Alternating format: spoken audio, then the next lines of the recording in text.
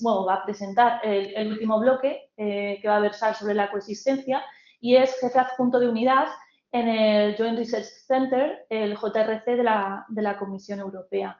Así que, sin más, Emilio, pues te cedo la palabra. Pues no sé si me escuchas. Sí, te escucho. ¿Y si me veis?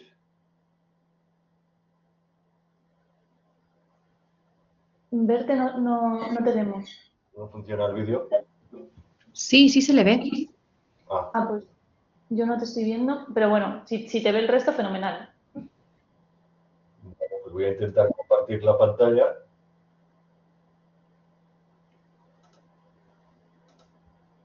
¿Se ve la pantalla? Sí, se ve. Muy bien. Pues nada, muchas gracias Blanca y Judith y al Ministerio por darme la oportunidad de refrescar algunas ideas sobre coexistencia que tienen 15 años. El ejercicio que yo os propongo es trasladaros al 2010, que es cuando este trabajo se hizo, y todo ha cambiado desde entonces bastante.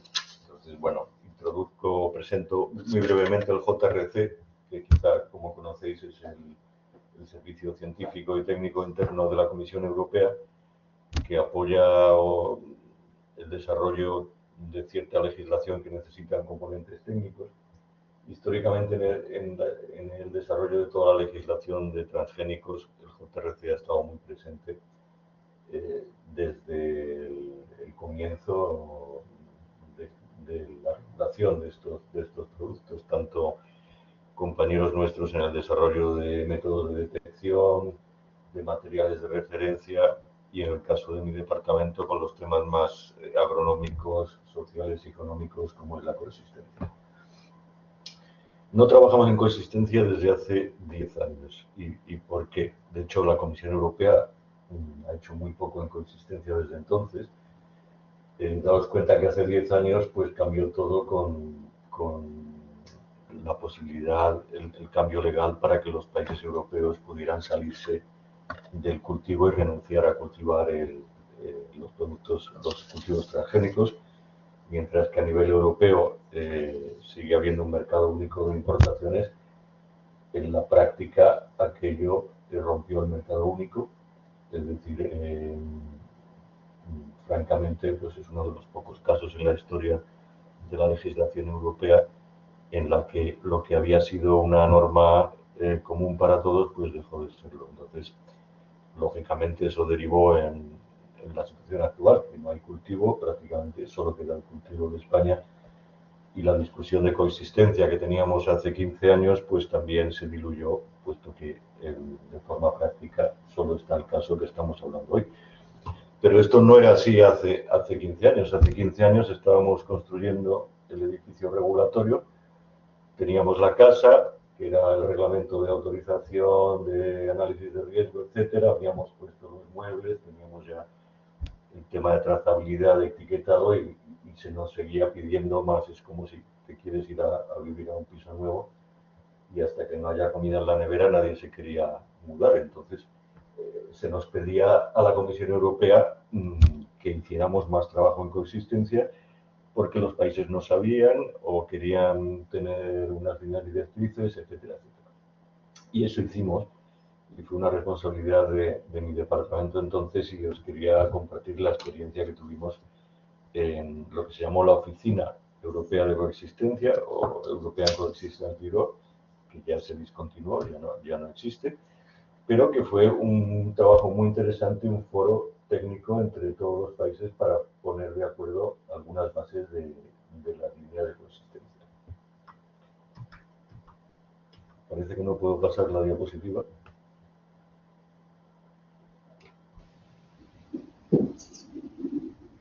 No pasa, ¿verdad? Sí, sí pasa.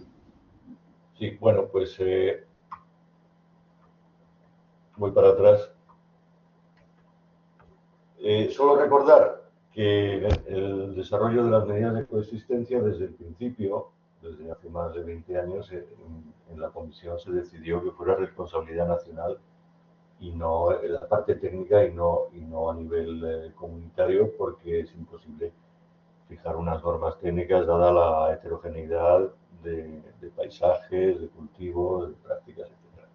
Entonces, la responsabilidad de desarrollar esas normas de coexistencia, sean obligatorias o no, porque tampoco se pedía que fueran en forma de ley, es de los Estados miembros. Pero la Comisión pues retenía un papel en este tema, en primer lugar, para producir líneas directrices generales que se publicaron por lo menos 2 veces, en las que se deben basar las normas de consistencia, la coordinación y el intercambio de información entre gobiernos, con una red que se llamaba COEXNET, que fue muy activa y se reunía por lo menos una vez al año en Bruselas para ver problemas de consistencia en cada país y discutir las distintas aproximaciones que tenían. Recuerdo perfectamente que había aproximaciones muy distintas, desde países que querían hacer legislación, países que exigían la localización exacta de la parcela y el nombre del agricultor, como Alemania, etc. Y se hablaba allí, se intentaba ver los pros y contras de cada aproximación. Y el tercer papel que se le pidió a la Comisión es que hiciera asistencia técnica a los Estados miembros a través de esta oficina de consistencia. Entonces, a la oficina que yo llevaba aquí en el JRC se le dio el mandato de trabajar en las prácticas agrícolas para coexistencia en el ciclo de producción, desde la siembra hasta el punto de venta. Es decir, no se trataba de hablar de la coexistencia en la cadena de producción, es decir, después de la cosecha, no se trataba de hablar de esto, se trataba de hablar y de poner normas técnicas en el cultivo. No era tampoco un grupo de trabajo en el que se pusiera de acuerdo en el tema de medidas administrativas, por ejemplo, lo que hablábamos antes del registro obligatorio, comunicación con agricultores, ni tampoco otras partes del derecho como la responsabilidad y los seguros. Era más enfocado a la parte del cultivo. Y luego, pues lo que se hizo, la forma de trabajar que fue muy interesante, es para cada cultivo en concreto, y se empezó con el maíz, porque era el que se cultivaba entonces en Europa, en varios países, que cada país interesado en esta armonización o creación de líneas de buenas prácticas, que sería el producto de este grupo, buenas prácticas de coexistencia con una base científica o técnica o de experiencia, es decir, un consenso en qué funciona y qué no funciona, y que fueran, por supuesto, adaptables desde el punto de vista económico, que no fueran prácticas teóricas. Entonces, pues tuvimos una respuesta importante y tuvimos 19 expertos de 19 países, que no eran necesariamente del gobierno, podrían, en algunos casos eran técnicos o de la academia, pero habían sido nombrados por los gobiernos para llegar a este documento de consenso. Entonces trabajamos durante más de un año nosotros como secretariado científico con este grupo.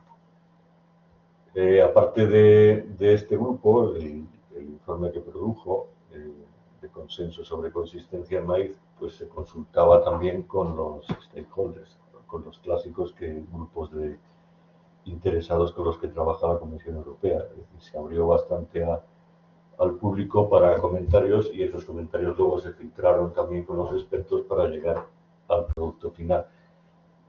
Como os digo, estamos hablando de hace 15 años, pero yo creo que es interesante, el que no lo haya mirado o leído, pues ver este documento, que es el consenso entre 19 expertos sobre lo que puede funcionar en coexistencia. Luego cada país tiene que adaptar, pero digamos que las medidas o las ideas que salen en este informe están visadas por este grupo y por una serie de publicaciones previas, de experiencias previas, es decir, con una base científica o técnica. Esto se publicó en el 2010, es por supuesto accesible en Internet, y se repitió en los siguientes años para soja, para patata y para algodón, si no recuerdo mal, porque íbamos por orden con los cultivos que pensábamos que se iban a cultivar, como digo, hasta el 2015, en que la situación realmente pues, explotó y básicamente dejó de ser una política comunitaria el cultivo. Se convirtió en una política nacional, entonces no se vio demasiado interés en continuar este trabajo.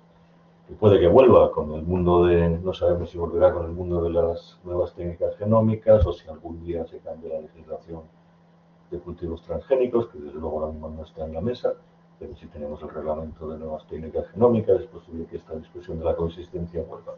Y esto es trabajo muy interesante.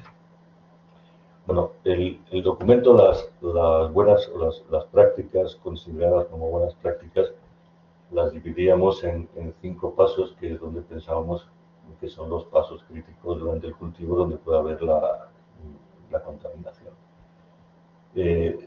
Empezando por la izquierda con el material de siembra, que ahí puede haber impurezas, y la única práctica que el grupo recomienda es utilizar la semilla europea estándar, porque como se ha explicado antes muy bien, pues ya viene con una seguridad de que tiene menos, bueno, prácticamente el cero técnico, el cero no existe, pero que tiene un umbral de presencia de OGMs no autorizados o de OGMs cercana al cero técnico.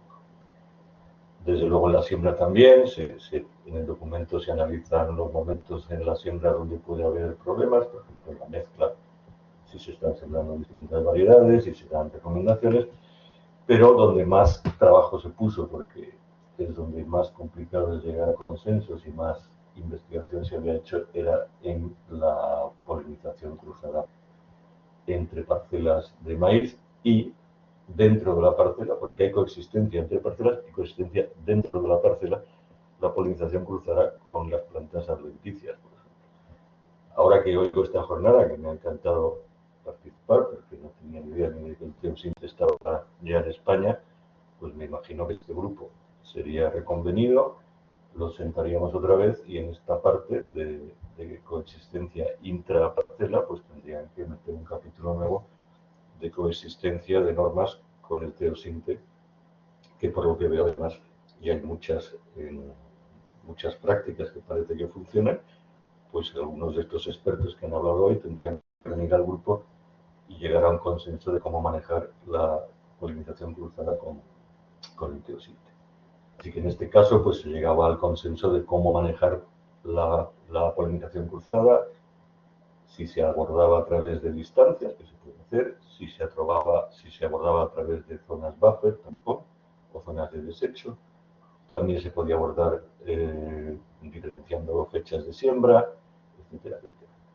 Luego pues se pasaría a ciertas buenas prácticas durante la cosecha, que de nuevo pues me parece que sería muy interesante actualizar con el tema este de teosinte y por supuesto en el transporte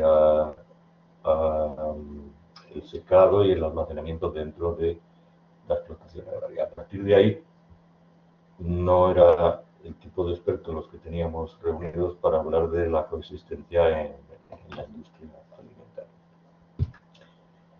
Quizá esto es lo más interesante, fue lo más polémico, era el consenso de estos 19 expertos sobre las distancias que se recomendaban para estar por debajo entre parcelas, para que la polinización cruzada estuviera por debajo de ciertos umbrales.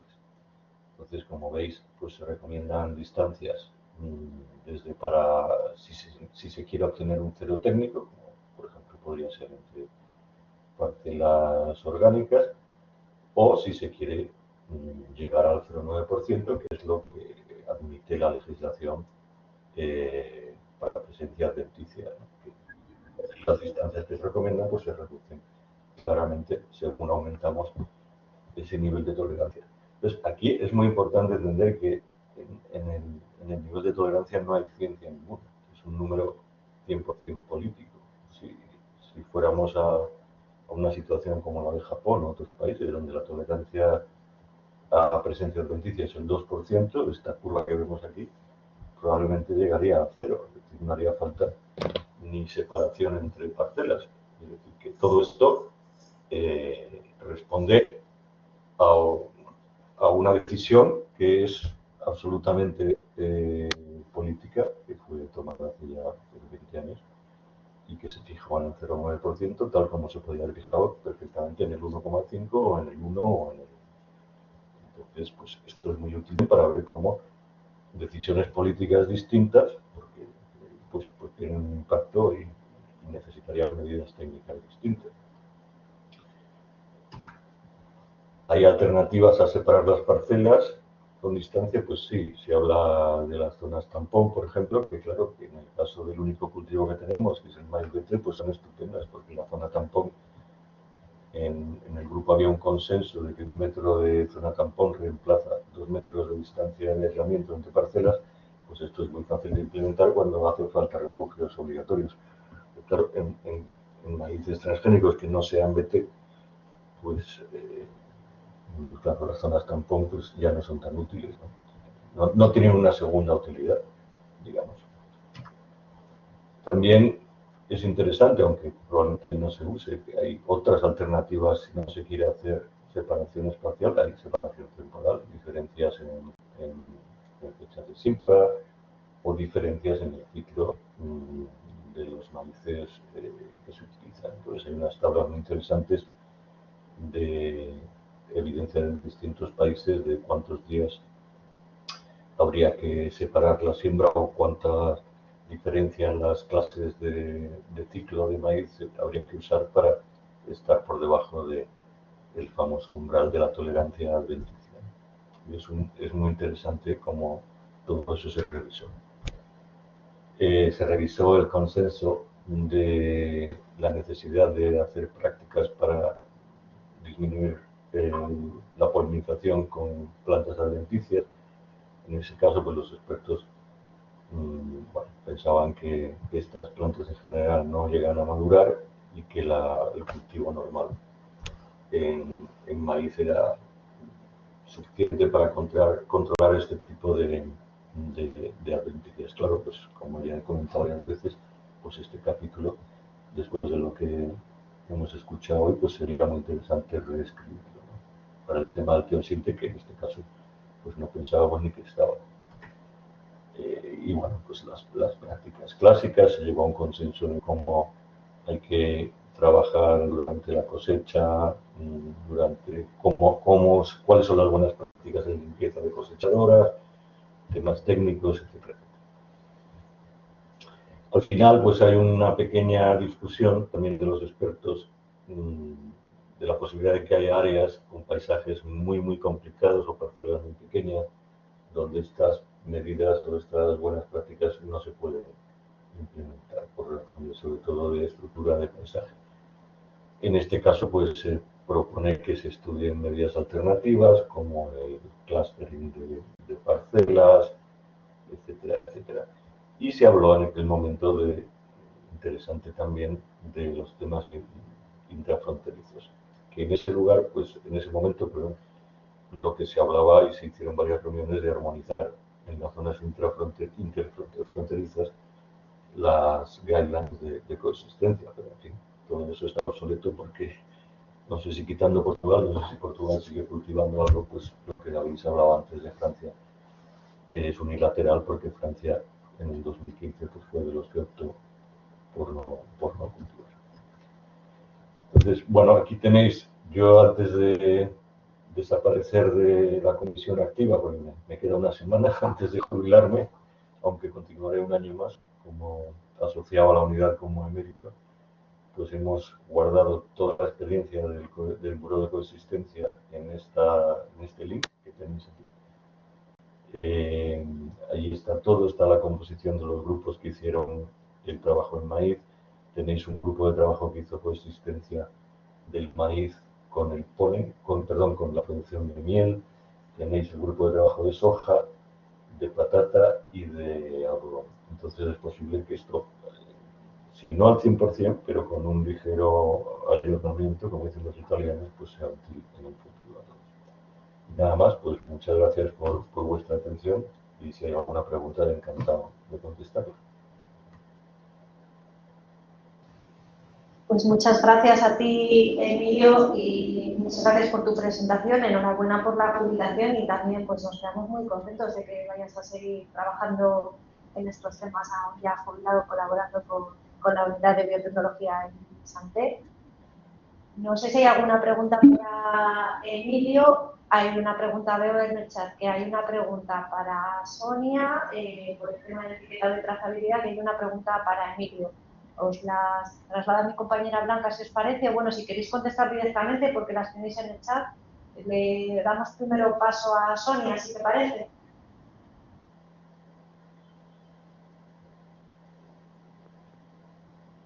Hola. Bueno, ¿me oís? Sí, te oímos. Sí, perfecto. Pues a ver, voy a contestar, voy a compartir un momento para que veáis la nota que tiene publicada el Ministerio con respecto a este tema. A ver. Ahora, vale. Bien. La pregunta que está en el chat es que puede generar confusión el tema del etiquetado, ¿no? De si es igualmente si es una variedad modificada genéticamente o si es una variedad convencional que tiene trazas de OMG, ¿no? Porque básicamente lo que dice la normativa, la obligación, es poner la frase de contiene organismos modificados genéticamente.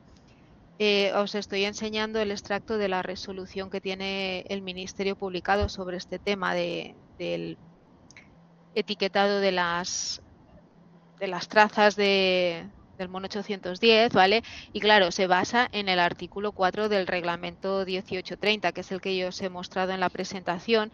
Básicamente, este artículo habla de los productos que estén compuestos o que contengan OMGs, sin diferenciar de si es el 100% o es un 2% o es un 0,1%. Realmente la normativa no lo especifica y siempre pone que el mismo tipo de redacción, ¿no? En el etiquetado. Entonces, lo que se ha dicho en esta nota es que para los productos que contengan trazas, igualmente tiene que ponerse que contiene maíz, ¿vale? En la etiqueta oficial. Después, voluntariamente, pero esto realmente es voluntario porque no está obligado en la normativa, los operadores podrán añadir información complementaria sobre la presencia del evento MON 810 y podrá incluir datos como la cuantificación del evento. Es lo único que se ha añadido en esta nota, pero realmente no tiene una base pues legal en este aspecto, ¿no? Puede llevar a confusión. Os he mencionado que a la hora de etiquetar, os lo voy a volver a enseñar, generalmente cuando son variedades que son modificadas en sí mismas, se suele poner la frase variedad modificada genéticamente, aunque la normativa especifica que debería decir que contiene organismos modificados genéticamente. Bueno, se acepta, lo que no se podría poner es variedad si solo se tienen trazas. En este caso, teníamos el otro ejemplo y aquí sí que pone que contiene OMGs. Estoy de acuerdo con tu comentario, María. Puede llevar a confusión. Esto también se habló con el Ministerio antes de que sacara esa nota, cuando se estuvo valorando. Pero bueno, de momento está así. Se dan muy pocos casos, también os lo digo, de comercialización de convencionales con trazas de MON 810, pero cuando se ha dado el caso hemos propuesto que contiene, mientras que los demás suelen poner variedad directamente modificada genéticamente. Y es lo único que te puedo decir, porque básicamente no existe esta diferenciación justificada a nivel normativo. Muchas gracias, Sonia. Si queréis, por añadir, en el caso de la presencia de OMGs en un lote de semillas, hablo siempre de eventos autorizados, a diferencia de lo que ocurre con alimentos y piensos, la normativa europea no establece un umbral de presencia de apéndice accidental, como por ejemplo en alimentos y piensos es el 0,9. Esto que obliga a que cualquier presencia tenga que aparecer etiquetada. Lo que habéis trasladado de que es una cuestión que puede mover a confusión a los operadores es una cuestión que nosotros venimos trasladando en muchísimas ocasiones en los foros comunitarios, en el Comité de la Directiva de Liberación Voluntaria, también en el Comité de Alimentos y Piensos. Y aprovechando ahora la ley de la biotecnología y la propuesta Omnibus que hay en marcha, es una de las cuestiones que desde España se han planteado, la necesidad de buscar una solución a esa posible presencia adventicia o accidental de semillas a efectos de etiquetado y a efectos de evitar esta confusión. hasta la fecha en lo que se ha estado trabajando es en un grupo que se denomina Convergencia de Medidas de Control de OMGs en Semillas, pero a nivel regulatorio no hay ninguna propuesta que contemple esa posibilidad de no etiquetar una presencia adventicia o accidental. Por tanto, una vez que aparece hay que etiquetarlo. Con lo que ha dicho Sonia, que puede mover a error, pero es la normativa que tenemos en estos momentos.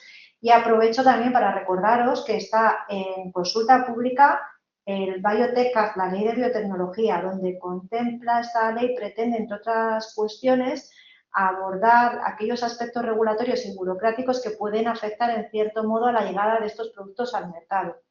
Entonces, está ahí la consulta pública. Si esta es una cuestión que os parece interesante, podéis aprovechar también para hacer algún comentario al respecto. Y veo que Pilar tienes la mano levantada, ¿verdad, Pilar? Sí, muchas gracias. Solamente quería... A ver, ¿me estáis oyendo? Sí, muchas gracias, Judith. Creo recordar, y no sé si Sonia tienes todavía a mano abierta la resolución del Ministerio relativa al etiquetado en caso de trazas. Recuerdo, no sé si allí o en algún email informativo, sí, ponía que había que indicar también que en ese caso la variedad no estaba protegida contra plagas taladro. Creo recordar que por un lado había que indicar que contenía organismos OGM, pero que no, al no ser una variedad, maíz BT no estaba protegida. No sé si lo pone en la propia resolución o lo he leído en alguna comunicación relativa que ha hecho el Ministerio en relación con esta notificación. A ver. A ver, estos son los ejemplos de Solo las era por... etiquetas. Que yo recuerdo... Esta es la obligación de trazabilidad, perdona, ¿ves? Porque estaba la obligación del etiquetado, la de trazabilidad, que es lo mismo de transmitir la información, que es lo que hemos explicado, y guardarla por los 5 años. Pero, a ver... Sí, pues igual no lo pone en la propia y esta resolución. es la de los agricultores, ¿no? Que yo recuerde, no llegamos a ese nivel de detalle, Pilar, pero sí que se trasladó precisamente que uno de los problemas podría ser que el operador podría, si pone contiene OMG, podría pensar que está comprando una semilla que es una solución biotecnológica y que le va a permitir no utilizar el insecticida frente a la plaga de... Eso es. Pero no se llegó a especificar el nivel de detalle porque como no está en la normativa la inclusión de ese tipo de referencias, por eso tuvimos que recurrir después de varios intercambios de correos y reuniones con la comisión a la posibilidad de hacerlo de manera voluntaria y que cada operador viese lo que tenía que incorporar ahí en este sentido. Pero insisto en que creo que la solución más adecuada sería esa posibilidad de tener un umbral de presencia adventicia. Como decía Berna, creo que efectivamente es más estricto en el etiquetado a nivel de semilla que en el caso de alimentos y piensos. También por una cuestión que en el caso de pensar también que hay muchas prohibiciones en cuanto al cultivo de OMGs en muchos Estados miembros con arreglo a lo que se conoce como el opt-out. La posibilidad que se dio en 2015 mediante una directiva de que los Estados miembros pudieran restringir o prohibir el cultivo de OMGs en sus territorios. Por esto, esta cuestión en cuanto a etiquetado de semillas es un tema que tiene una cierta sensibilidad cuando los tratamos en el futuro. Sí, sí, perfecto. Muchísimas gracias. Veo que Ángela tienes la mano levantada. No sé si quieres añadir algo más.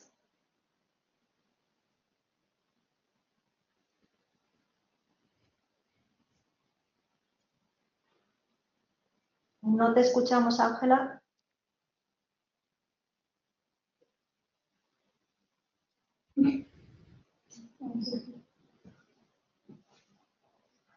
Voy a pasar de chat. un mensaje.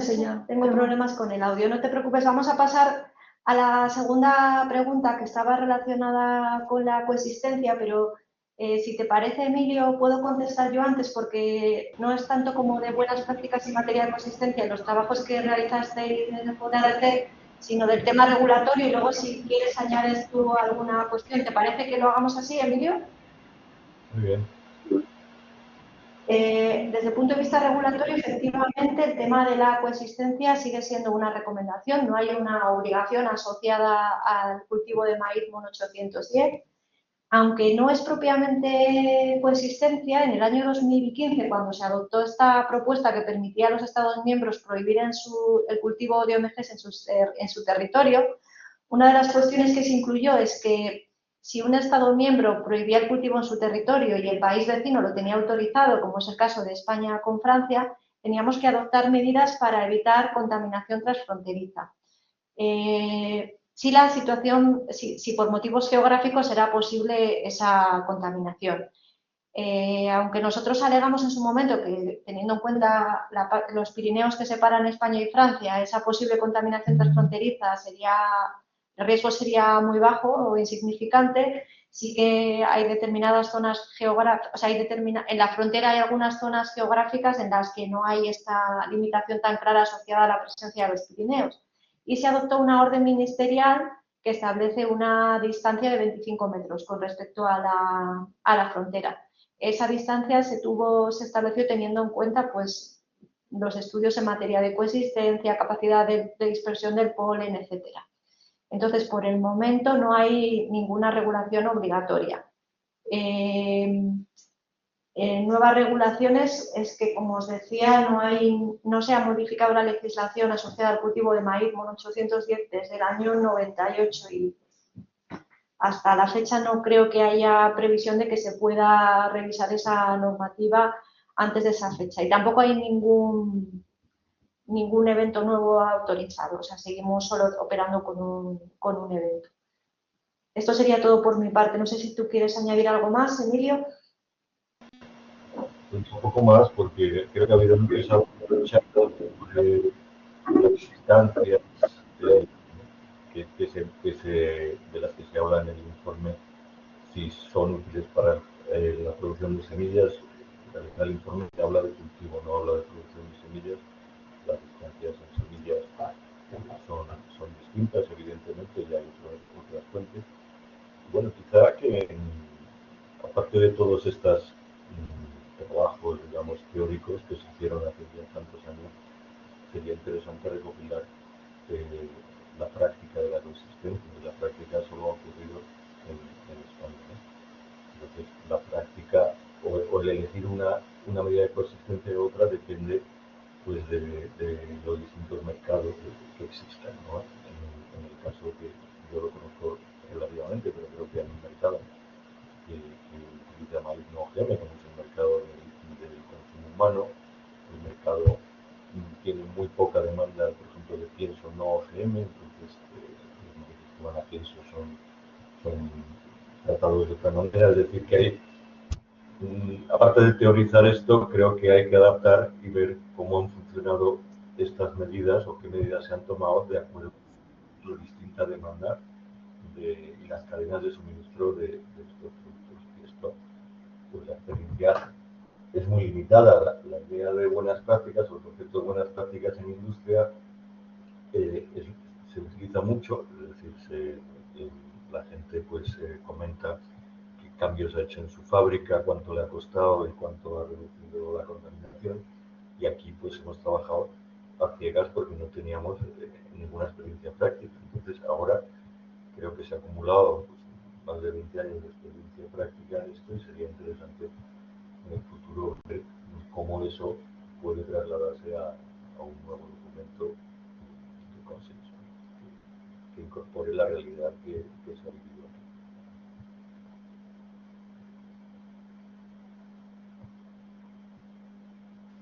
Muchas gracias, Emilio.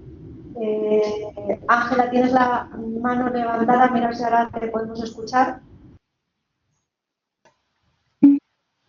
¿Me escucháis? Sí, te escuchamos. Vale, gracias. No, simplemente volviendo al tema de la nota informativa del Ministerio de Agricultura, que efectivamente, como coordinamos el programa de control de liberación voluntaria de OMG, es una nota que hicimos desde aquí.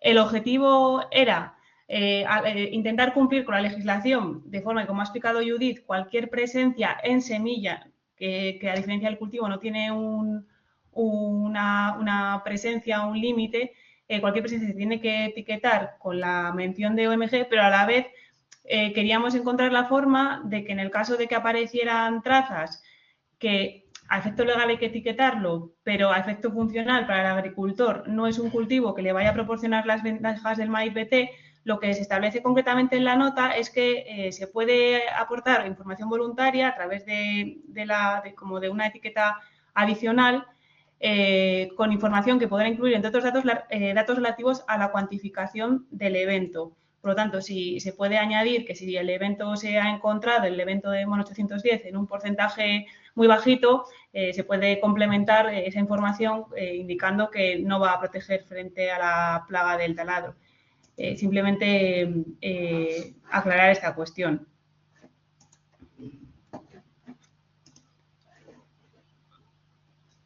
Muchas gracias, Ángela. Creo que no hay ninguna pregunta más en el chat.